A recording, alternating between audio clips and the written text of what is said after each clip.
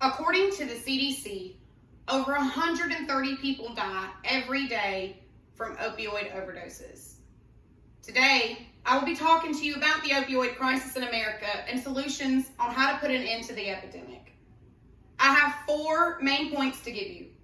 The first will be how the crisis started. The second will be the effects of overprescribing of opioids. The third will be ending the crisis. And the fourth will be why this works. My name is Amanda Carroll. I've researched the topic of opioid crisis and the epidemic that we're still dealing with today and how to combat it. My first main point is how the crisis started.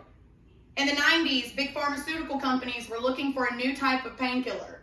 They found Dr. Russell Boydnoy, a well-respected and highly sought-after doctor amongst the medical community, known as the king of pain, to help push this drug and to help publish research on these new types of painkillers. Because he was so well respected, the information that he was given was never questioned.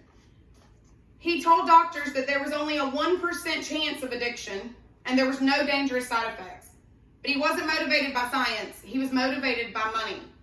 It was found out later, several years later, that he received several millions of dollars to help fund his own pain management crisis centers. This supply and demand relationship between pharmaceutical companies and doctors would start the numbers that we're still dealing with 25 years later. My second main point is the effects of overprescribing. According to Johns Hopkins Medicine, there was a steady increase of opioid overdose deaths from 1990 to 2010.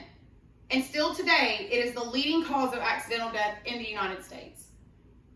The high tolerance is a result of the drug. An increase in dosage means more addicted. Because doctors would finally take patients off of it, the withdrawal symptoms would be more severe pain than what they had when they started. This led people to seek alternative pain management drugs, illegal drugs. 80% of heroin users started with prescription opioids first. My third main point will be how to end the crisis. According to the American Medical Association, there are a few ways that we can help. The first can be removing PAs that are required from insurance companies for other pain managements. There are different alternatives to opioids for pain, but they can require PAs, which are prior authorizations, from insurance companies that can take weeks and sometimes months to get. But people are in pain right now. They're in pain today. Opioids require no PAs. Another way is removing the financial kickbacks that doctors receive from these big pharmaceutical companies. If you see 100 patients and you prescribe 100 of these prescriptions, we'll give you this much money. This creates an unethical relationship with doctors and patients and more of a assembly line. Produce, produce, produce.